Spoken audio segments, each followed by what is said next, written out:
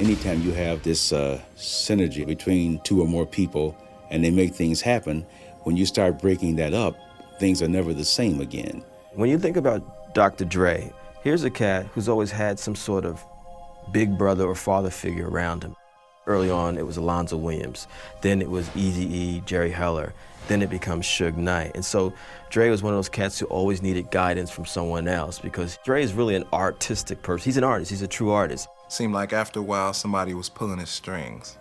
You know, like Dre had to answer to somebody. Who do you think that was? We all know who that was. The king, i.e. Suge Knight, felt the need to have the court around him, and I don't think Dre felt comfortable with that. I've got all these people around me. How many of them do I really need? Tupac and Dr. Dre was fine in the beginning. Everything was great.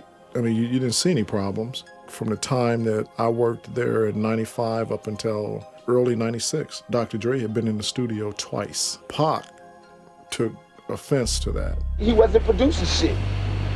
Other niggas was producing the beats, like on my album. Other niggas was doing the beats, and Dre was getting the credit.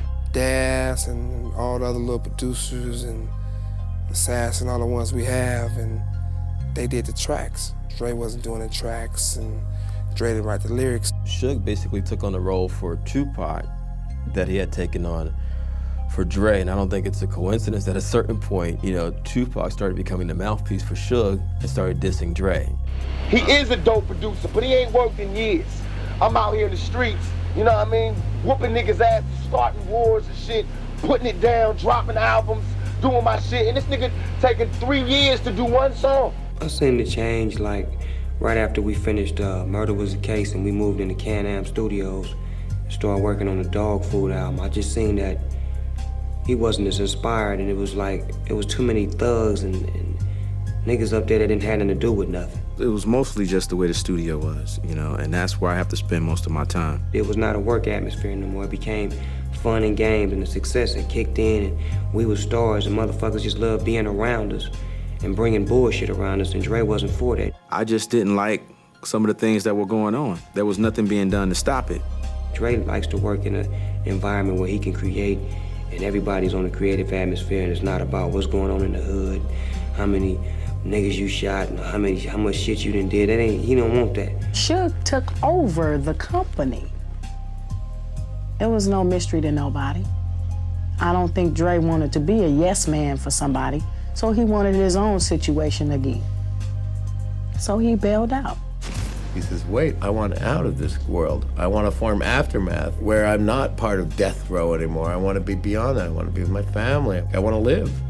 When Dr. Dre left Death Row Records, that was the biggest shock to me, because I was real confused at how you start a label and you leave the label. I always figured if you had a problem with somebody on your label, you make them leave the label and you go on with what you're doing. I guess that was the way of learning that it wasn't all his label. Dre's departure wasn't a loss. I mean, if you have a multi-million-dollar company, maybe worth $1 billion or so, and you own it 100% and don't have a partner, and you didn't have to give him nothing but his walking papers, that's great. Dre made Death Row Records, you know what I'm saying?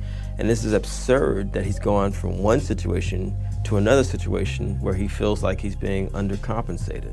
To give up 50% of your label and move on elsewhere from a dangerous situation, which Death Row Records was becoming, and we now find out that it is, was a smart move for him.